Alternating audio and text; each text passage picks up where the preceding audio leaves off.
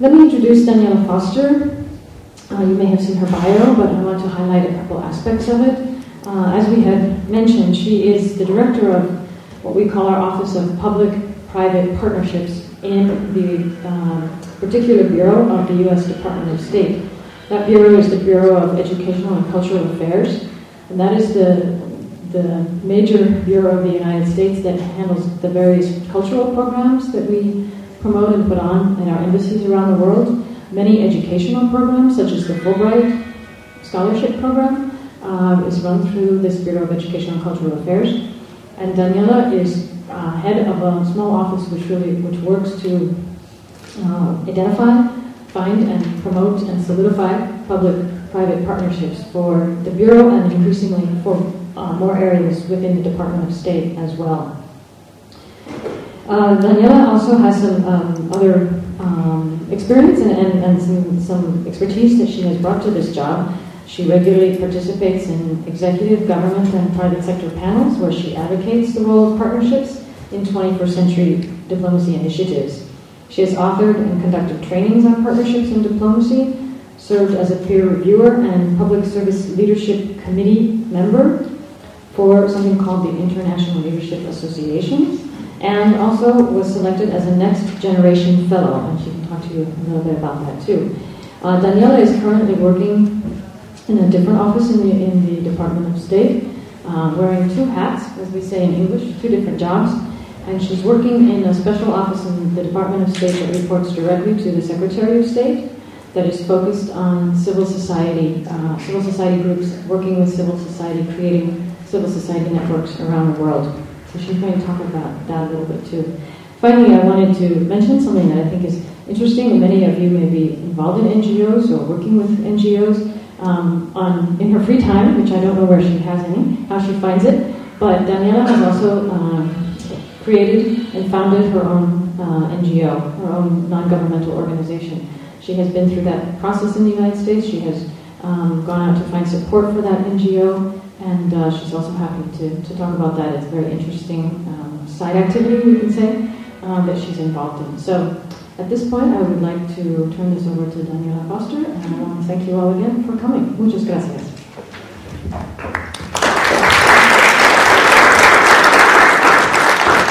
Well, thank you so much, Amy, and I want to say good evening to everyone. I want to thank you all for being here tonight on your Friday night. I really appreciate you coming out for this, and I'm really thrilled to be in this space. I find this space and the hub inspiring. We've worked with them before in a number of countries around the world, and I'm excited to be here. Just looking around, it makes me want to invent something. So in lieu of inventing something, let's see what kind of a good dialogue we have. I'm going to talk to you a bit tonight about public-private partnerships, talking about why we do them, how we do them, and then we'll have some time for Q&A and a bit of exchange. So we have our slides up here that we're going to go through. When we talk about this concept of public-private partnerships, we often hear people mentioning that we're partnering with this organization, we're partnering with this entity, and when we're thinking about it, I think it's important to go back and look at history for a second, because public-private partnerships, this concept of partnerships, have been going on for quite a while, and I want to take us back many, many years and put us on a ship here, and this is actually Christopher Columbus's ship. And when you look at Christopher Columbus, who was himself in many ways an entrepreneur, a visionary, he wanted to explore and discover new lands, the way he did that, how he made it happen, was in many ways through a public-private partnership. He worked with Spain, but he also worked with the private sector. He worked with investors, folks who were interested in trade. It was strategic for them to find ways to trade quicker, trade more efficiently. So with that, I want to kind of set the tone for partnerships, because these are old models, they're old ideas, but we now have new partners and new ways of doing business for our lives here in this moment. So what is a public-private partnership? I think it's really important when we talk about something to have sort of understanding of what the definition means, how we're envisioning it. And when I talk about public-private partnerships, when we're thinking about public-private partnerships from this perspective of the State Department, from the perspective of all of the programs that we do around the world, from the perspective of the Bureau of Educational and Cultural Affairs and all of our foreign policy priorities, we're not talking about just an infrastructure partner, right? Where public-private partnerships have been related with infrastructure, and you build a building and you have public money and you have private money and maybe you have a contract or maybe you're doing a grant. That's not what we're talking about here. We're talking about a new model for partnership that is based on two partners bringing something to the table. So what do I mean by that? Well, to explain it, I think it will be helpful to tell you a story. I was brought on to start to work on partnerships by a former Assistant Secretary of State who had been appointed. She was a very successful businesswoman. She had founded her own company. She had also been very successful politically. She had run for office. She was also an incredibly successful political fundraiser, a really, really good one. And she worked for the UN. So this was a woman who clearly knew her way around a boardroom. She knew how to talk to people, and more importantly, she knew how to raise funds. So her idea when she came in to the Bureau of Educational and Cultural Affairs, which has a number of programs, we work in over 160 countries, and we work to build mutual understanding around the world, so we have exchanges, we work with entrepreneurs, we work with sports figures, we work with academics, you name it, we work with everyone. And she said, you know, our programs and what we do really have a tie and a link to the private sector. So let's work with the private sector and let's bring a lot of funds in. So what we did, we went to Wall Street, we met with a number of the banks. I remember being in this insanely gorgeous office, and we talked to them. And we said, you know, we're really passionate about these programs, they make sense, it would be a really good idea for you to work with us. And they kind of looked at us and said, yeah, that's great, but just not right now. It's not going to happen right now. Well, to give you a context, this was 2008. Anyone want to take a guess what was going on in 2008? Well, it was financial crisis. Yeah, absolutely. So we had gone from meeting with an organization one day to 2 weeks later the organization not existing at all. And this was a very big bank. So what we realized in that moment was an important realization, because here was a very smart woman who had done this well, and if she wasn't going to be able to raise funds, it wasn't going to happen, period, at all. There wasn't anyone else who was going to be able to come in and do it. And what we realized was this old model of donor to recipient. I'm the company, I'm a donor, you're the recipient, you're the one receiving the money, completely died. It was done. It was an old model. Companies were not having it anymore. They were not doing it. And increasingly, everything that they were doing was tied to this whole concept of shared value. What do you bring to the table? And so that completely changed our model. That got us more focused on real public-private partnerships, which is what we're going to talk about tonight. And I think it was really a turning point in thinking about how we work with other people and what we bring to the table.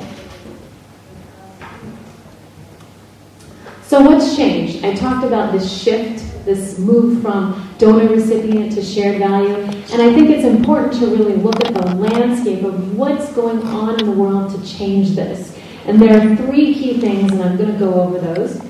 The first one is this shift to new sources of expertise. There's a recognition that the types of partners we want, the types of activities we want to do, require innovation, require new thinking, require looking at our business model and figuring out how to improve it.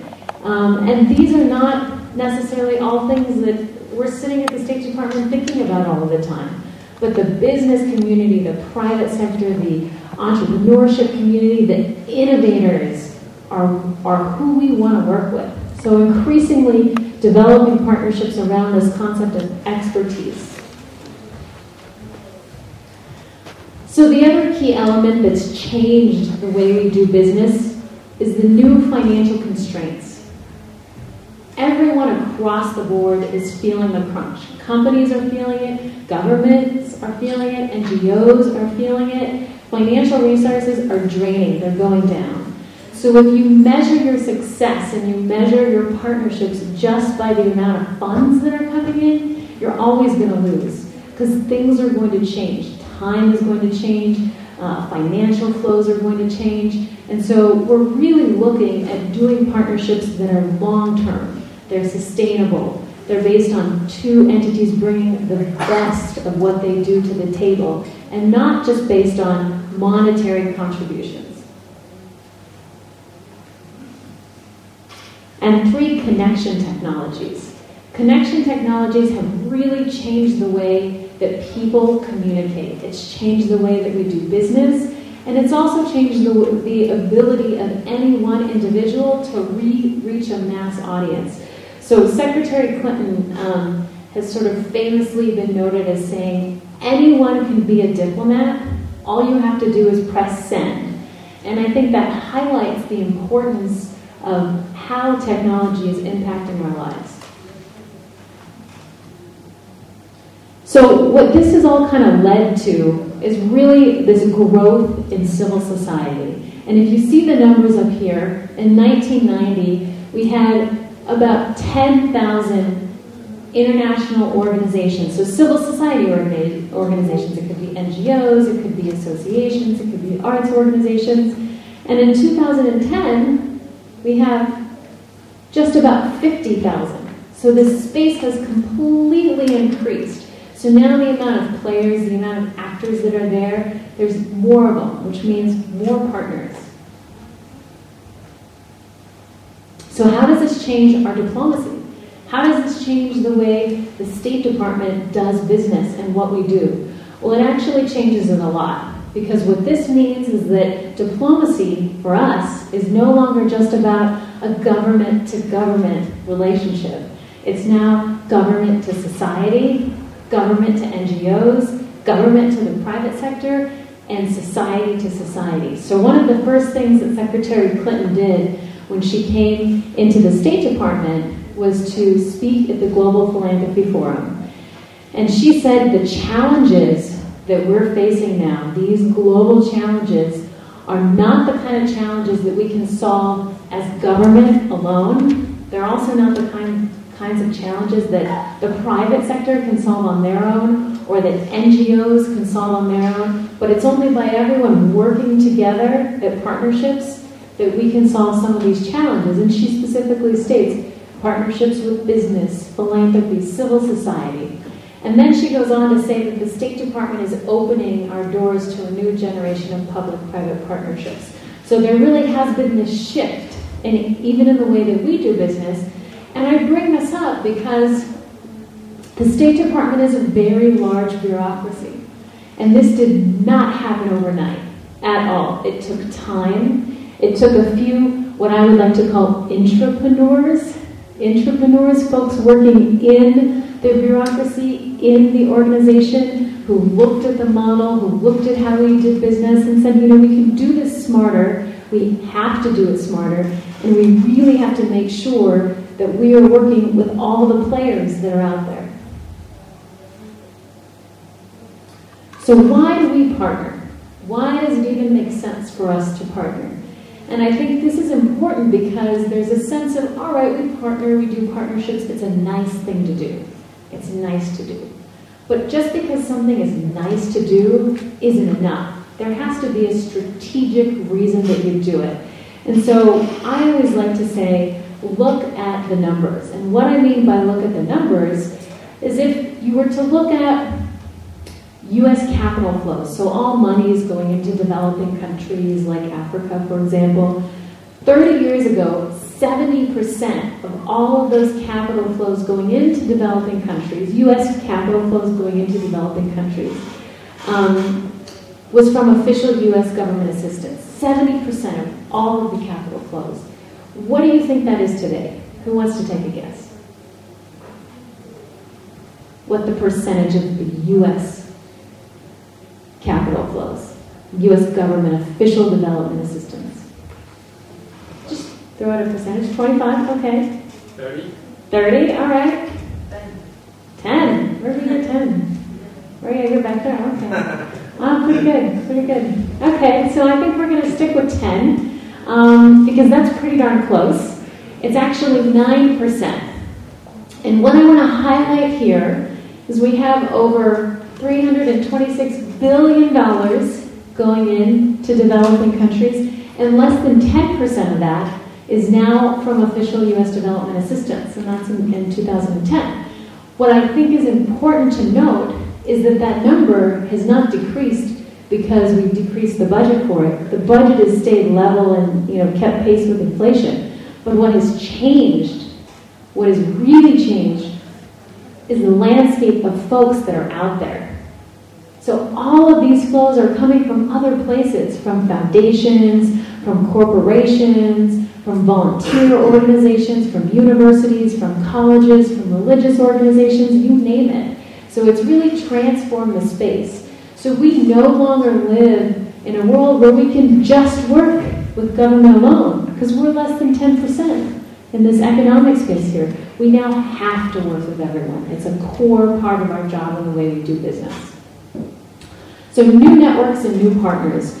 Well, what we're going to do now is give you a couple of examples of how we partner, what these partnerships look like. This is actually the State Department building that I work in. This is our main State Department building in Washington, D.C. It kind of looks like a hospital on the outside and in the inside. I think this kind of gives you an idea. Here you have an innovative space. We're in a very innovative space tonight, a very creative space. That's not the traditional space of the State Department. So for us to really think outside of our box and bring some of that innovation and creativity in, we need to get it from the outside. So I'm going to give you a couple examples of how we partner. One of the core areas of partnership that I think is very valuable is this whole idea of transferring expertise and building skills. So I mentioned that, dollars are just not enough, and you want to partner with folks, but what else is there? There are a lot of things there. Expertise is incredibly critical, particularly when you want to adapt new models, and increasingly the private sector is donating their time, their thought, their process, and their technology for free or pro bono. So one really interesting example here, we have a youth ambassador program that we run throughout Latin America, and this is a specific example in Brazil of where we worked with Microsoft, because we had identified that we run this program, we identify the sharpest young students who we think can get to the next level but just need a bit of training. They do civic and volunteerism classes. They figure out how to actually develop action plans for their communities so they can impact them. So entrepreneurial traits are a component of what we're talking about here too. But the challenge was that they would go through the program, and at the end of the program, they're jazzed, they're excited, they have all these innovative ideas, they want to do all of this stuff in their communities, but what's the next step? What do you do? And increasingly we found that they really wanted professional development, follow-on opportunities, access to jobs.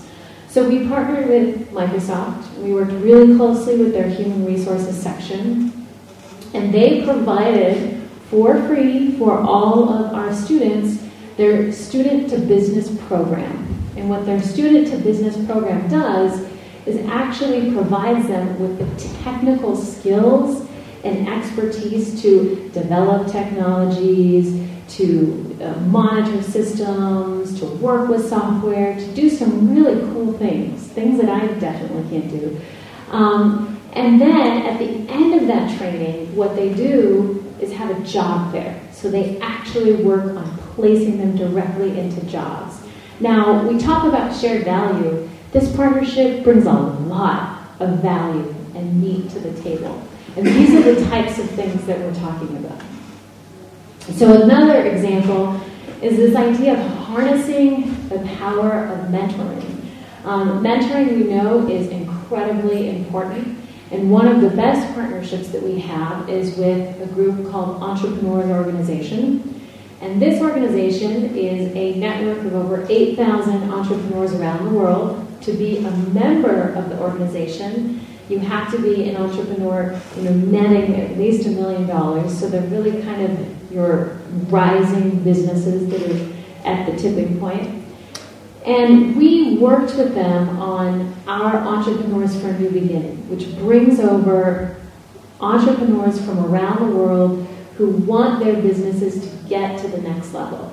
In partnership with Entrepreneurs Organization, which has the expertise, has the actual entrepreneurs, knows how businesses work, knows the challenges that folks have, and is one of the leading experts at accelerator programs that get businesses to the next level. They provided all of that for free to these folks who came over on our program. So it's been an amazing partnership because what they do is they give them a boot camp to get to the next level. They have forums that actually deal with specific elements of the business that business leaders usually have the most challenges on. And this has just been an amazing partnership because these folks, in many cases, are also social entrepreneurs. They go back home to their countries, and one of their missions is always to spread this ecosystem for entrepreneurship. And I think that's incredibly important, building out a community and an ecosystem that fosters entrepreneurship, which is also why I'm really excited to be here and why I think places like the hub that we're in right now are so important. So we also share resources. We do a number of different programs, and one of them is our English Access Micro-Scholarship Program. So we work with students all over the world. We have this program in over 80 countries, and we identify kind of your rural, marginalized areas where students who are bright but economically disadvantaged would never have an opportunity to study English on their own. And we work to develop a program. We find local teachers, so there's a local sustainability and capacity building in this part of the program. But again, there are the follow-on opportunities that we want and need, and there's a technology component of it. So we partner with IBM, who works with us to make sure that the reading companion software, which is voice recognition software, which is incredibly important when you're learning English, is ready and available and set up, and that infrastructure is there for the students. So responding to the demand, this is just an example of a big partnership. And when you think about partnering with someone, usually it starts from a challenge. You see a challenge, you see a problem, you see something in your community or with your organization that you can't solve on your own. The organization can't solve on its own. And that's where you have to identify partners. And when I talk about identifying partners, when you enter into a public-private partnership, you want it to be strategic. You don't have the time or energy to have 50 partnerships. You want to have the best ones, the most strategic ones, the ones that are long-term. So a good analogy when you think about public-private partnerships is to think about them like a marriage. If you were out there, it's a Friday night, and you're looking for that partner, that ideal person, what are you going to do? You're probably going to do a little research.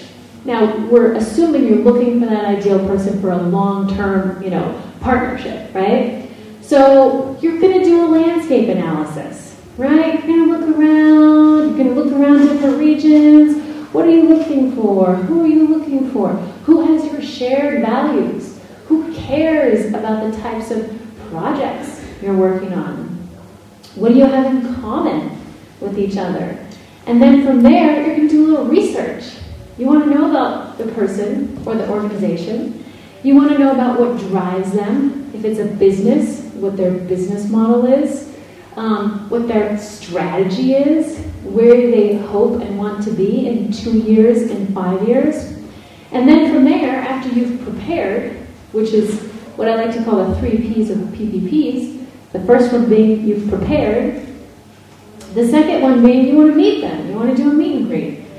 But when you do a meet and greet and you're meeting this company, or in the case of a marriage, this person for the first time, you want to put your best face forward, right? And putting your best face forward, you're not just going to go in there and say anything, you're going to kind of think about it. So the same thing happens when you want to talk to a company or a partner. And that's the second part of the 3 Ps, and that's the pitch. The pitch. You want to go in and you want to pitch why what you want to do with them is better than all of the 20,000 other proposals and other organizations that they've heard of and talked to.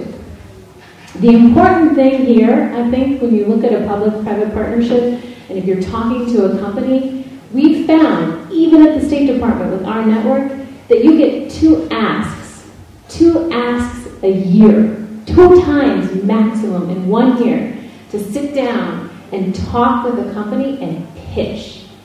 Pitch your idea. Pitch what you want to work with them on. So it better be strategic. You better have done your preparation, done your landscape analysis, identified what they care about, because it has to be strategic. It can't just be, hey, this is nice to do and we're really passionate about it. It has to be, hey, this is tied to our bottom line and your business model, and this is how we can work together. You're going to reach these new audience. Folks are going to care more about what you do. These are the types of things you want to be thinking about. And the third part of the 3 Ps of PPPs is to pilot. Just like with a relationship, you're not going to go in on the first date and say, hey, I want to marry you. What you're going to do is get to know them. You're going to start small. You're going to develop trust. You're going to, over time, build the relationship. And when you're going in to make this pitch to the company, you want to start with something that you know they can tackle, that you know is palatable. And we'll talk a little bit more about that later. And then from there, once you've done a pilot, the 3rd P and the 3 Ps of PPPs, then after the pilot, you look at how you can expand that. But you've already gone through the pilot, you've developed your trust, and you're in a whole different place. What I have up here is an example of how this all works, how this 3 Ps of PPPs would work. We wanted to respond to a demand, a challenge that we had. And that challenge was that we continually would get foreign ministers, senior level leaders around the world meeting with the secretary, meeting with our ambassadors, and saying, you know what we want? We want more English language teaching, training, and learning opportunities for our youth. We think it's important, we think it's core to what we do, and we want you guys to figure it out for us. You, State Department, Office of English Language Programs, we want 2,000 teachers, we'll even pay for them, and we want you to bring them here in a week. And we sort of looked at each other and we're like, we can't do that. We don't have the capacity to do it. Even if another country wanted to pay for it, we just didn't. We could not rapidly mobilize that many people that quickly to respond to all of the demands that we were getting around the world. So what did we do? We developed a public-private partnership, a strategic one, though, that incorporates those 3 things I just talked about. And that we call the English Language Learning Education Alliance, or E²A. And we went through and really did that landscape analysis to determine who are our best potential partners. And this is the matrix that we came up with here. 1 are your publishing companies. Why publishing companies? Because English language teaching and learning is a $1 billion business for them. They do it all the time. Technology companies. Why technology companies? Because even with infinite resources, you're never going to be able to teach everyone all the time on the ground with individuals. And you're never going to always be able to reach rural areas, to reach the folks you want to reach. So we increasingly are realizing how important technology is. And one really good example of this, of a technology partner, because it's innovative and I feel like they probably worked in a hub to develop their technology, is a wonderful group called EE.UU, which is a startup company in Australia, actually. We had never worked with them before, but we had heard that they had this really interesting technology.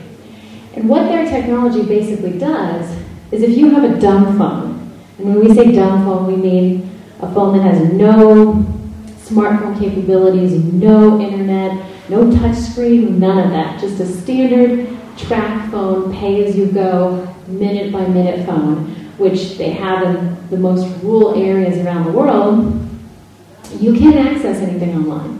But what BNew's technology does is it takes that dumb phone and turns it into a smartphone. And hey, guess what? They do it for free. Completely gratis. Completely free. And so I saw some of you perk up. And so we realized, oh my goodness, this is a key for us. This is a key to get into these rural communities that we can't get into on our own. And so in partnership with them, we had developed an English language learning game. So it's fun to play. You know, you've actually play with it, which is good, right?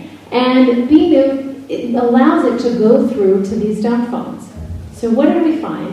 You know, the State Department initially was like, we've never heard of this company. I don't know about this. I'm not sure if we can work with them. But over time, about 6 months, we finally did. And we launched this game on the BNew platform. And we had over 25 million users in about 2 months.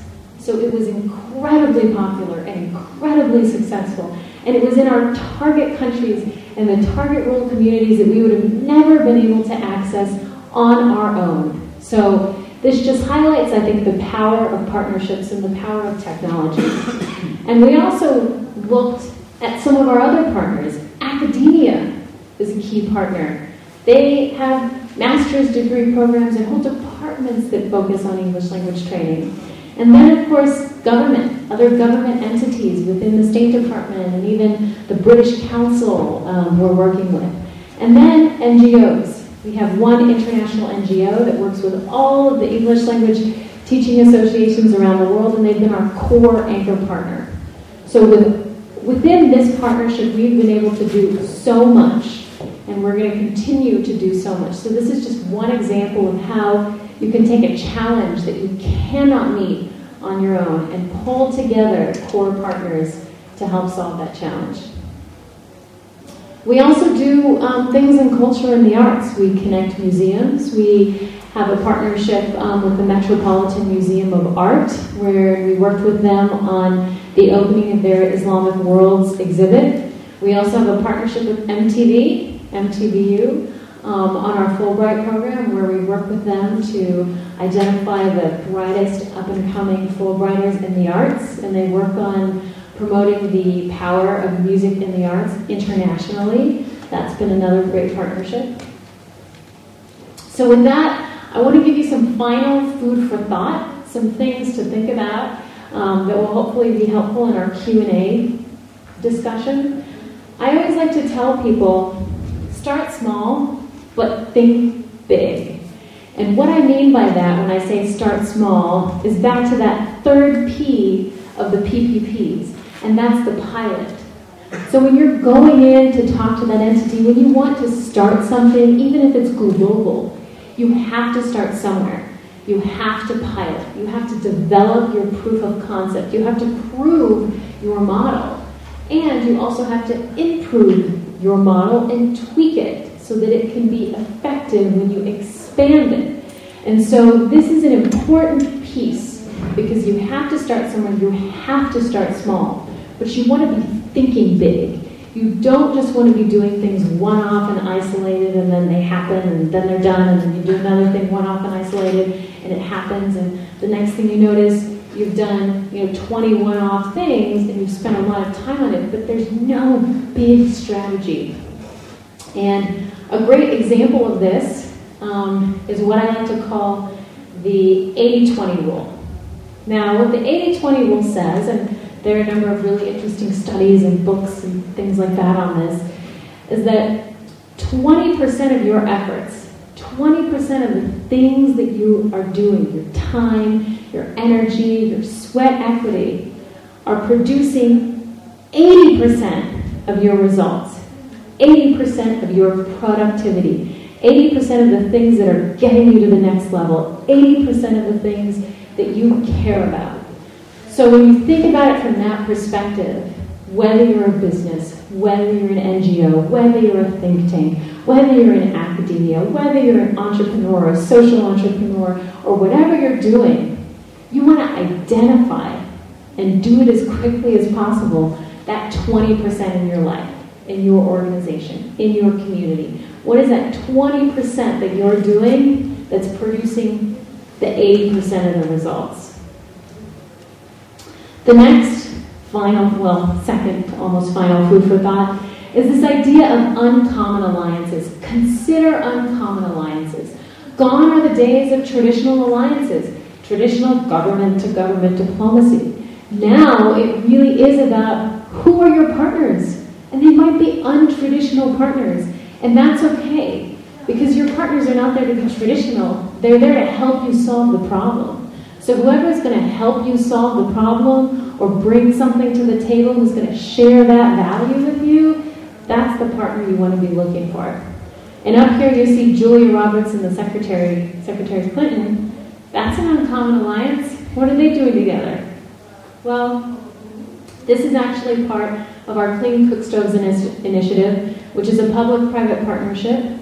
Clean Cook Stoves is a major issue in a number of developing countries. Lots of women and families die from the smoke of these unclean cook stoves. And it's an issue that no one was talking about. It kills more people than malaria does. No one was talking about this 4 years ago, 3 years ago. And now it's everywhere. You have Julia Roberts talking about it. She's our envoy for the program. You have the UN talking about it, the UN Foundation. A number of countries around the world are supporting this. So this is a big issue that started out with two people going in countries, seeing a challenge and thinking, how do we solve it? We can't do it on our own. Let's bring all these folks together. And the third thing, and this is really important, and I think, this space makes me want to be creative, but it's this idea that creativity trumps dollars. If you're measuring what you're doing, if you're measuring your success in just dollars, you are always going to fail, because markets will go up, markets will go down. Dollars will come, they will go, things change. Over time, you might have a one-off project one year and not the other year. But if you are thinking creatively about your business and your organization and your model and your partners, and that's where your energy is going, you're working smarter, not harder, you're going to have tremendous success.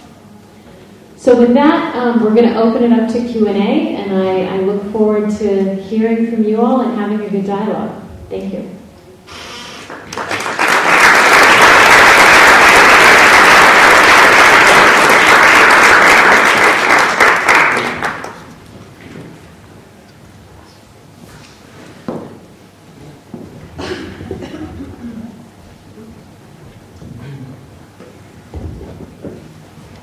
Thank you. I was just curious about your NGO experience, because, from the government it's interesting, but it was interesting that you also said that you have an NGO experience, because obviously it's another it's a different hat. I'm always happy to talk about that. I had a really unique experience growing up.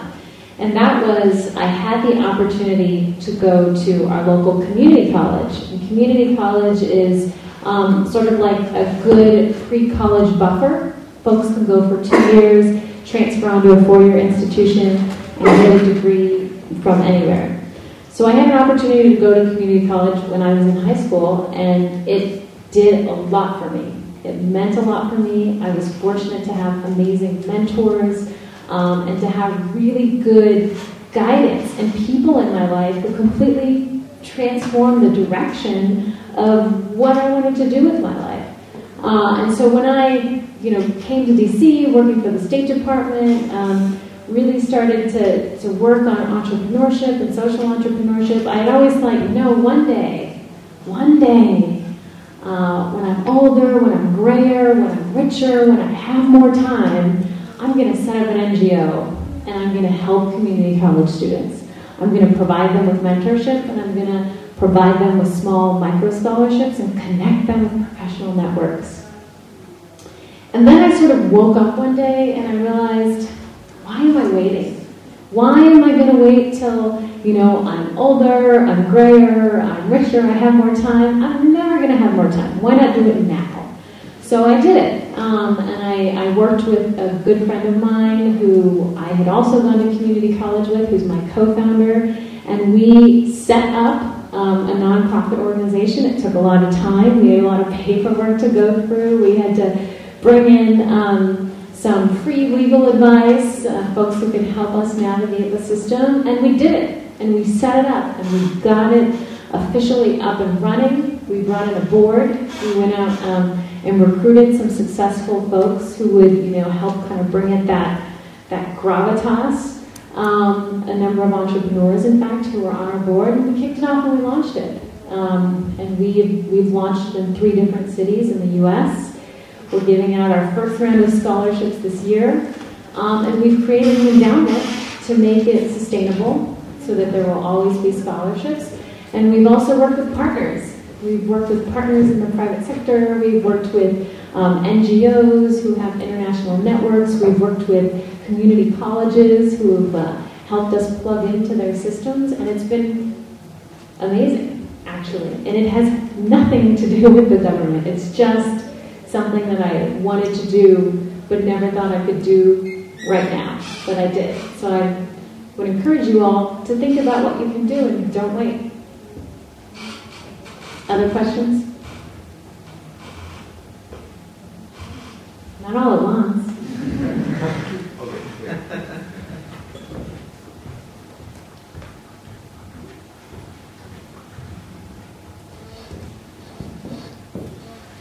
Yes, congratulations on your presentation. It was great, and it was great to know what the U.S. State Department is doing right now.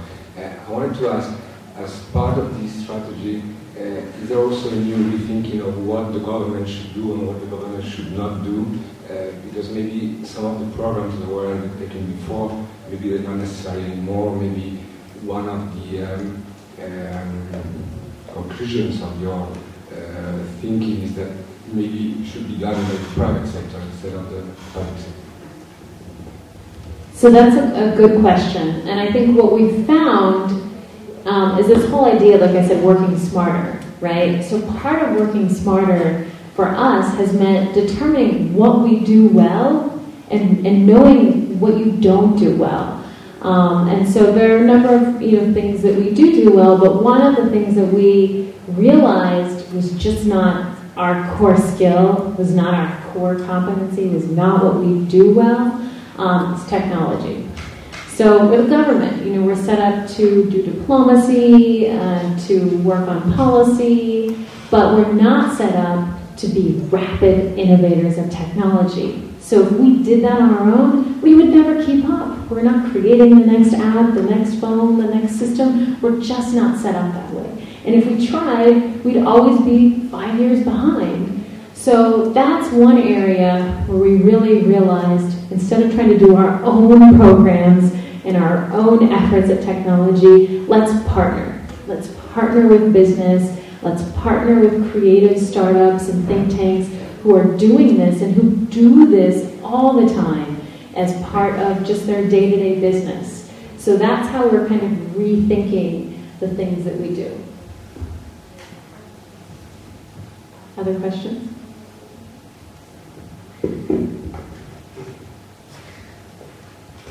Okay, thank you. Sorry again for asking.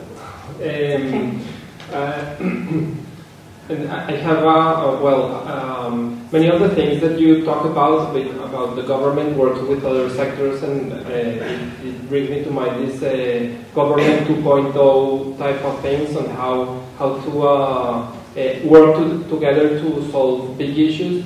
But sometimes you also wonder if are these big issues actually being improved? For instance, I don't know, environmental issues. That that there's still, even if there are some great efforts, there's still like some need of even greater systemic type of partnerships. And my question is, what do you think that in the future all these government 2.0 and these partnerships should evolve, so that there can actually be some bigger changes on the tough challenges that there are globally. So what do you dream and what do you think would be the future and the way forward on these new types of the organization, civil society, government, and companies working together? Yeah, no, that's a great question. And on this idea of the model being set in stone, it's not. It is fluid. And it is continually evolving. And that's exactly how I think it should be. It's not perfect. It will never be perfect. And the moment we ever thought it was perfect, then we're not really thinking about what the next step is. So yes, it can always be improved. And there are a number of things that are happening, particularly in some of your larger international bodies that are looking at these major global issues. And in fact, Ban Ki-moon came to DC and spoke, I think it was, last summer. And one of the things that he called for was increased partnership in this area of environment, energy, things like that. So there's absolutely a recognition that there needs to be more public-private partnerships and more strategic partnerships, particularly around these really tough challenges.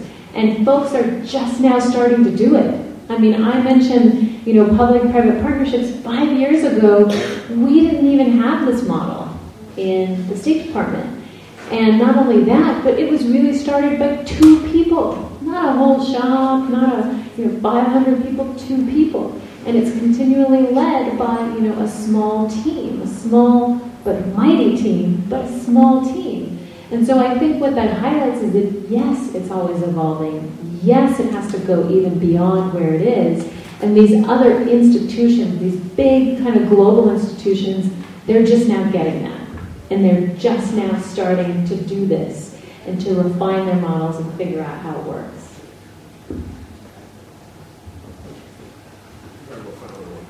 We've got one in the back. Yeah.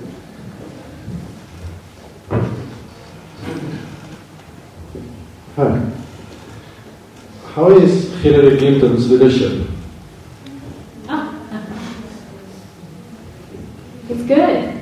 It's good. I mean, I think, she understands the private sector. She understands having to work with partners to get things done. I mean, she was a senator, so she had worked in our government before, and you can't get anything done without working together with folks. So she gets it. She's been a great Secretary of State, and we now just have Senator Kerry that's been nominated as the next Secretary of State. So it's an exciting time. It's an innovative time for the State Department.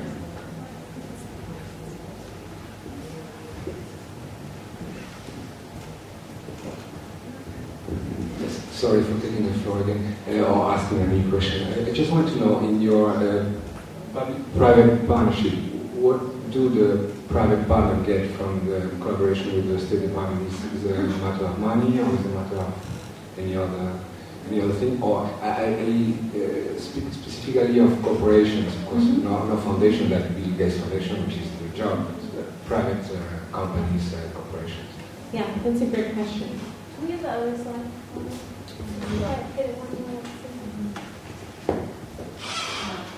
Okay. Well, that's a good question, because we have had to think about this too. We had to come to the table with something. So in our case, we were usually taught, we knew a lot about the company, we knew a lot about what they were doing, we had a really good sense of what their global strategy was, where they wanted to be in 2 years and 5 years, where they wanted to grow, what were key markets for them, and also we understood what their corporate social responsibility was. And so that was usually the basis for us to start talking about a specific project or a specific country or a specific area where we really thought we could work together. And in terms of what we brought to the table, in addition to kind of the ideas and the very specific elements of how we would work together, which I think is important to note. This is really important to note. Companies don't have the time, the energy, the resources to figure out how they're going to partner with you. Companies don't come to us. They don't bang down the door of the State Department. particularly not at first. We go to them with how we think we should work together, what that would look like. We have a plan, but a plan that gives you enough room to brainstorm, but we have a good idea of what we're going to talk about and what we're going to bring to the table.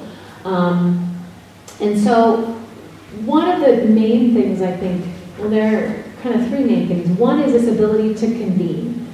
The State Department has the ability to convene. We bring people, and we can bring people from all different sectors, from government, from industry, from NGO, to regulatory, you name it, together to talk about tough issues. And most folks, they're working in their industry, they're doing what they're doing, but these are folks that they wouldn't interact with normally. So we have that ability to convene. We also have long-term presence.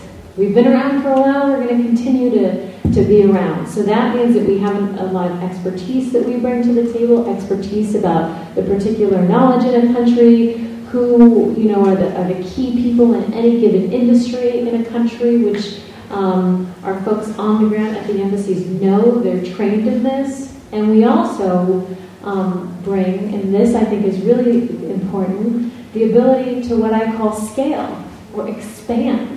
The ability to expand, to start a pilot, to start small but think big and grow it. Take the model, grow it to different regions, grow it to different countries, grow it globally, that ability to take it to the next level. So those are some three core components that we bring to the table in any partnership.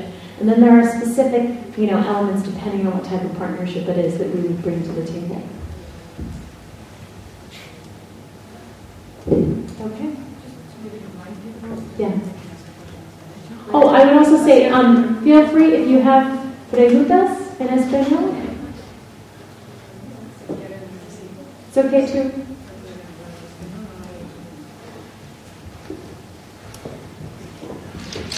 Thank you. Actually, just building on that your last comment, that in some cases, depending on the case, the State Department will bring different things to the table. Could you give, for example, 2 or 3 examples of, for example, the education, the E-Square Alliance, and also the cook stove? There's 2 concrete examples of what the State Department brings to the table for the companies, for the NGO. Yeah. So for the E2 Squared Alliance, which is this big, massive partnership that we incubated in our section of public-private partnerships, there's a number of things that we bring to the table. We have a whole office of English language that is amazing at what they do. They do English language materials, they develop training, they are experts in sort of sound pedagogy and teaching methodologies. There's a lot of talent there. But this talent has not historically been the type of talent or folks that are out there thinking about partnership models or how you innovate. They're experts in their specific area. So that's one of the things that we bring to the table. We also bring access. We have programs in over 165 countries. We have specific programs that we run in over 80 countries. So we know the challenges. We know what needs to happen on the ground and who the key players are. For the companies, and I'll take Intel. We partnered with Intel Corporation. We work with them on a number of things. They're a great example. For them, we're doing what's called content bundling. So they, for Intel, when you look at technology, technology is only as important to the extent that it impacts your life, that it impacts you as a person. And so the importance of technology for Intel, this education space is key because it demonstrates the importance of technology through education, working with the ministries of education, which they do, working with computers. You need your computer to get through school. You need the software to help you do what you need to do. So for them, they kind of got this whole education piece. It's core to their business model. And learning English was one of the key demands that their customers had around the world. So for them to be able to preload content that is English language learning tools and curriculum and materials for teachers and for students is incredibly valuable because they're working with ministries of education and because also it's the demand that they're seeing in the field, from their customers. So that's one kind of core way that we work together.